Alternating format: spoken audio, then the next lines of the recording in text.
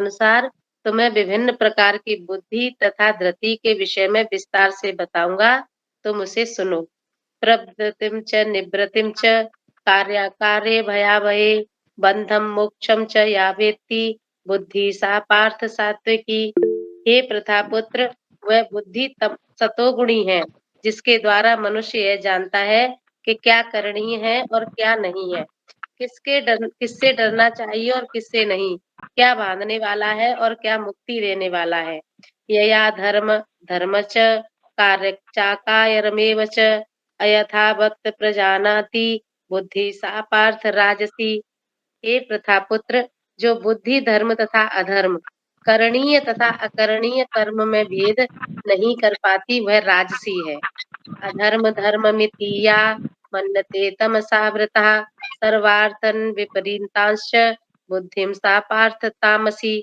जो बुद्धि मोह तथा अहंकार के वशीभूत होकर अधर्म को धर्म और धर्म को अधर्म मानती है और सदैव विपरीत दिशा में प्रयत्न करती है, हे पार्थ, वह तामसी है। और ओके, पढ़ूंगा? ठीक है। नहीं नहीं, बस हो गया। तो अभी 29 में बताया है कि हे धनंजय, अब मैं प्रकृति के 3 गुणों के अनुसार तुम्हें विभिन्न प्रकार की बुद्धि तथा धृति मतलब दृढ़ निश्चय, संकल्प, हरे उसके कृष्ण विस्तार से। दंडवत प्रणाम। हाँ, हरे कृष्ण। तो हाँ, तो 3 गुण का अर्थ है, जैसे अभी सारी विद्या 3 गुणों में आती है।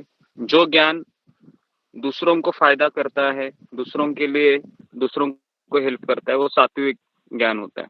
राजसिक ज्ञान में क्या होता है, हमारे ही लिए वो फायदा करता है। और तीसरा है तामसिक ज्ञान, जो खुद को भी फायदा नहीं करता है, दूसरों को भी फायदा नहीं करता है। तो ऐसे ज्ञान इस संसार में अवेलेबल है।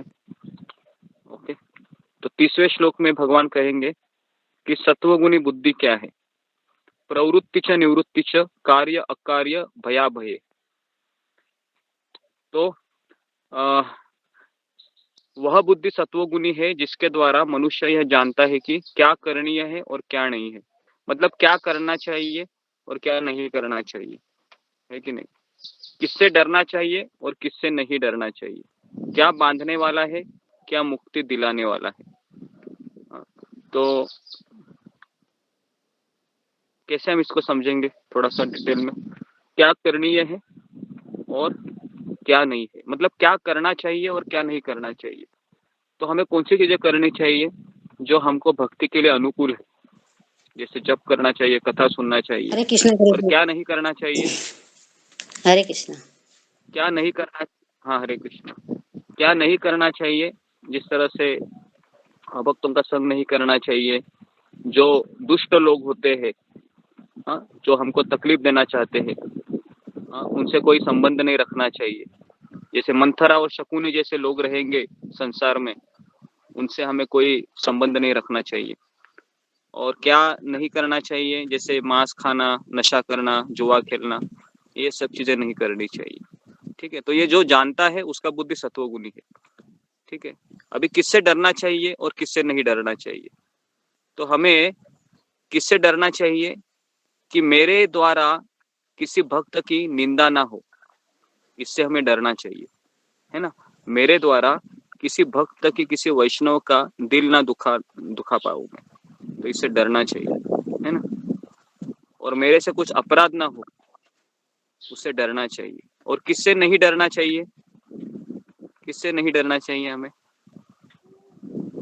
हाँ, हमें ऐसे लोगों से नहीं डरना चाहिए जो हमें कृष्ण भावना को बंद करने के लिए कह रहे हैं।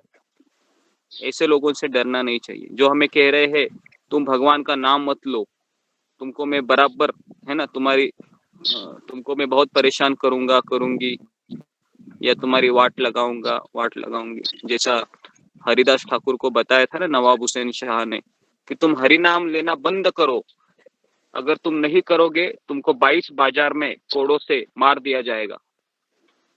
तो हरिदास ठाकुर क्या बोले कि हे नवाब, अगर आप मेरे शरीर के हजारों टुकड़े करें, है ना, तो उनमें से एक टुकड़ा भी अगर आप उठाओगे तो उसमें से आपको हरे कृष्ण कृष्ण कृष्ण हरे हरे, हरे राम राम राम हरे हरे, इस महामंत्र की ध्वनि सुनाई देगी, है ना। तो ऐसा इतना विश्वास होना चाहिए, इतना विश्वास होना चाहिए। लेकिन ये बहुत कठिन है। अभी मान लो कि आपके सामने कोई ऐसा चाकू लेके आ गया और ऐसा दिखाया, है ना, कि अभी आप हरिनाम लेना बंद करो, नहीं तो मैं तुमको मार डालूंगा। तो हम क्या करेंगे? अरे अरे अरे, ठीक है ठीक है, आप भैया चाकू को जरा जेब में रखो, मैं हरिनाम के अभी आज के दिन जप ही नहीं करता हूँ, सो जाता हूँ मैं। अब उसको ऐसा ऐसा बोलेंगे क्योंकि हम डर जाएंगे, है ना। तो डरना स्वाभाविक है क्योंकि हम हरिदास ठाकुर नहीं है, हमारा लेवल अलग है। तो हमें अपना लेवल ढूंढ के हमको, लेकिन फिर भी यथा प्रयास से जितना हमारा श्रद्धा है उसके अनुसार हमें करना चाहिए। ओके, तो मुझे ये याद आ गया अचानक। ओके, तो ये हो गया क्या बांधने वाला है और क्या मुक्ति देने वाला है। कौन मुझे बताएगा, कौन हमें बांध सकता है और कौन मुझे मुक्ति दिला सकता है? बताइए, कौन मुझे बांध सकता है, कौन मुझे मुक्ति दिला सकता है? माया हमें बांध सकती है और कृष्णा हमें मुक्ति दिला। माया बांध सकती है और हाँ गुरु मुक्ति दिला सकते हाँ, हैं। माया बांध सकती है। ओके, माया हमको बांध सकती है। हरे कृष्णा। सबसे बड़ी माया कौन है? सांसारिक सुख है वो हमें बांधते हैं और आध्यात्मिक ज्ञान हाँ, मुक्ति दिलाता है। हाँ, संसारिक ज्ञान हमको बांध देता है। जैसे इस संसार में ना हर एक व्यक्ति ना एक ही सोचता है। क्या सोचता है? कि मेरा भविष्य कैसे उज्जवल होगा, है ना, मेरा भविष्य कैसे उज्जवल होगा, उसी के बारे में सोचता रहता है। तो बद्ध जो होता है वो भूतकाल का शोक करता है, भविष्य की चिंता करता है और वर्तमान में मोहित रहता है। तो इस तरीके से वो अपना जिंदगी गुजारता है। लेकिन जो भगवान का भक्त है उसको पता है अगर मैं कृष्ण से जुड़ूंगा या मैं कृष्ण से जुड़ूंगी तो ये मुझे मुक्ति दिलाने वाला है। ठीक है, तो ये डिटेल में मैंने बताया, हालांकि तात्पर्य में ये नहीं दिया है, लेकिन मैंने सोचा कि इसको जरा सा हम डिस्क्राइब करना चाहिए। उसके बाद अभी रजोगुनी है ना। रजोगुनी बुद्धि किसे कहते हैं? यया यया धर्मम धर्म चकार्यम एवच। तो जो बुद्धि भेद नहीं कर पाती धर्म तथा अधर्म में, क्या करना है और क्या नहीं करना है, ऐसे बुद्धि को राजसी बुद्धि कहते हैं। तो आपके सामने कभी ऐसा लगता है कोई निर्णय आपको लेने में बाधा आती है कि ले नहीं पाते निर्णय, बहुत संकोच करते हैं, घबरा जाते हैं, चिंता करते हैं कि पता नहीं अगर मैं ऐसे करूंगा तो क्या होगा। तो ऐसा आपको अगर लगता है तो हमारी बुद्धि है रजोगुनी बुद्धि है, रजोगुनी बुद्धि हमारी रजोगुनी। क्योंकि वही व्यक्ति संसार में भ्रमित है जिसको शास्त्र का ज्ञान नहीं है। हालांकि शास्त्र का ज्ञान है, विश्वास नहीं होता है ना, श्रद्धा नहीं हुई शास्त्र के वचन पे। उसके लिए हमका आधार हर समय चाहिए। भले आपके घर में शास्त्र रखे हैं, गीता पढ़ रहे, भागवत पढ़ रहे, लेकिन जीवन में गुरु नहीं है तो आपको श्रद्धा नहीं आएगी, आपको उस शास्त्र के शब्दों पे भरोसा नहीं होगा। तो इसलिए गुरु होना बहुत आवश्यक है जीवन में, शिक्षा गुरु, दीक्षा गुरु। ठीक है, तो धर्म तथा अधर्म में, धर्म क्या है? धर्मस्तु साक्षात भगवत प्रणीतम। धर्म क्या है? भगवान की वाणी, ये धर्म है। अगर कृष्ण कहता है झूठ बोलो तो वो धर्म है। समझ में आ रहा है क्या? कृष्ण अगर बोलता है झूठ बोलो, कृष्ण ने किसे बोला था झूठ बोलने को? कौन बताएगा मुझे? कृष्ण ने युधिष्ठिर को बोला था गुरुजी, युधिष्ठिर को। हाँ, युधिष्ठिर महाराज युधिष्ठिर को बोला था। बोला। युधिष्ठिर।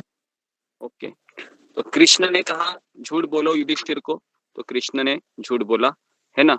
तो युधिष्ठिर महाराज ने धर्म का पालन किया वहां पर। तो इसके लिए कृष्ण जो बोलते हैं वो धर्म है और कृष्ण जो बोलते हैं ये नहीं करना चाहिए वो अधर्म है। ठीक है, तो अधर्म क्या है?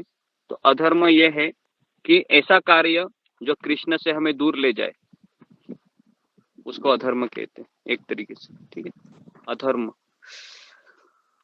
ओके, उसके बाद क्या करना चाहिए और क्या नहीं करना चाहिए। हमेशा हम भ्रमित रहते हैं जीवन में कि अभी सुबह उठा हूँ, है ना, सूर्योदय हुआ है, क्या करूं मैं, अभी संडे का दिन है।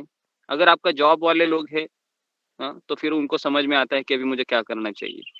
लेकिन जो खाली बैठा है और वो अभी